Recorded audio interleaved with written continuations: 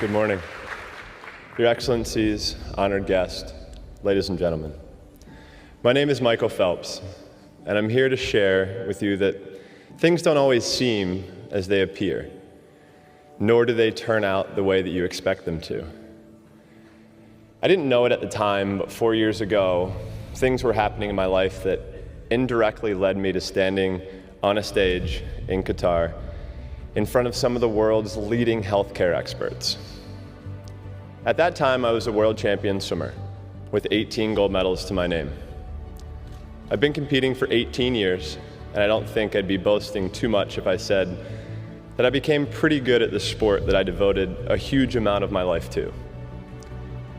I'd enjoyed great professional success up until the point, but in 2014, none of that mattered. I was so down on myself that I spent 5 days alone in my room, and quite frankly, I didn't want to be alive. I saw myself as worthless and as someone who'd let down so many people that I cared most about. But having reached rock bottom, I decided to ask for help, and it was one of the best decisions of my life. As I started opening up and talking about my mental health challenges, I found strength, not vulnerability, and I realized that it's okay to not be okay.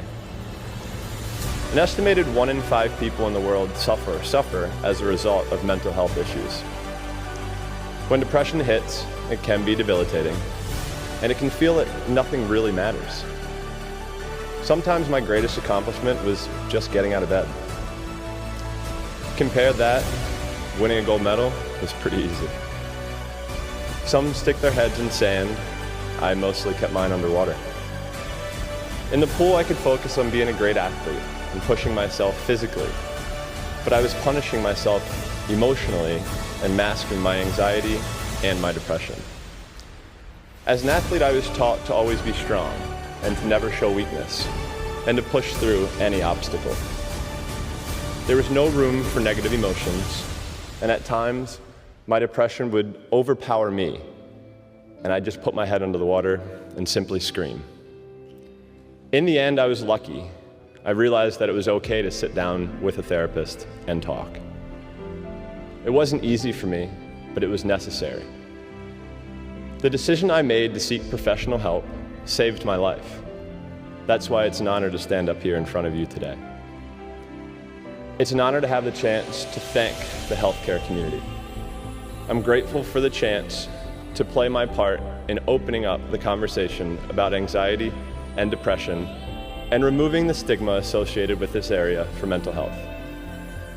For me, self-awareness and vulnerability is empowerment. I know how difficult it can be for people to discuss and confront mental health challenges. I understand how it can seem like an insurmountable barrier to getting help and the support that is needed.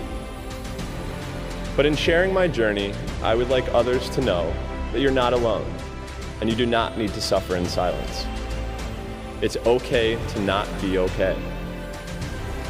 Thanks to seeking professional help, I have a better understanding of myself. I still have tough days, but I have the tools and the understanding to manage them now.